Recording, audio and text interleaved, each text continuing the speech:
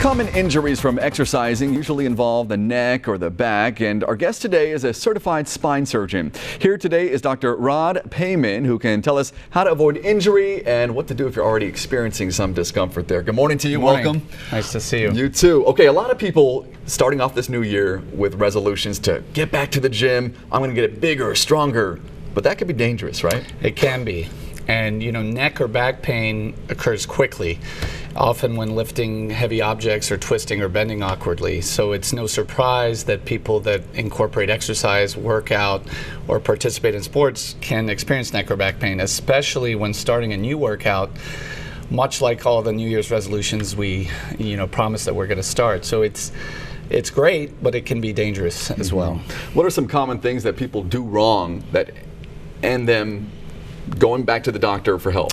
You know, I think it really comes down to awkward motions, and there's the main activities that cause neck or back pain are lifting things that are too heavy, number one. Number two, bending or twisting awkwardly at the waist. So a lot of these new workouts you hear about CrossFit or grabbing a kettlebell while balancing yourself on a ball. Oh my goodness. These look great. So I go to the gym all the time and I see all these new exercises and I'm like, wow, let me try that. But you realize it's just not really the best thing for your neck or your spine in general. Well, kettlebell ball, doing that while on a ball, that seems a little too crazy. Exactly, but it looks great. Yeah, but that's true.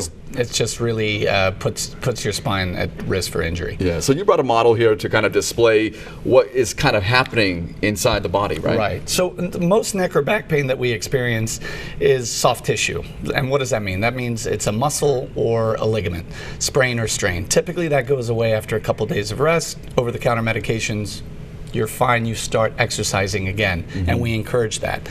It's when the pain lasts several weeks and doesn't go away with rest or over-the-counter medications that we start to get worried, and that's usually when it's a disc issue. And the disc is a soft tissue cushion that's between the bones in our spine. This is a model of the low back, so we see the front, side, and the back of the spine.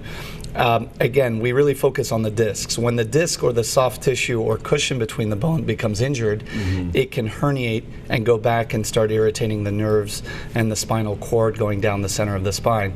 That's usually when the pain starts to be associated with numbness or weakness in the arm or leg. Okay. That's when you need to really stop that activity and consult with a specialist to see what's exactly is going on. Yeah, Dr. Payman, thank you so much. Great tips right there. I'm sure you have plenty more that you can talk about. Of course, if somebody out there might be having a problem, how can they reach you?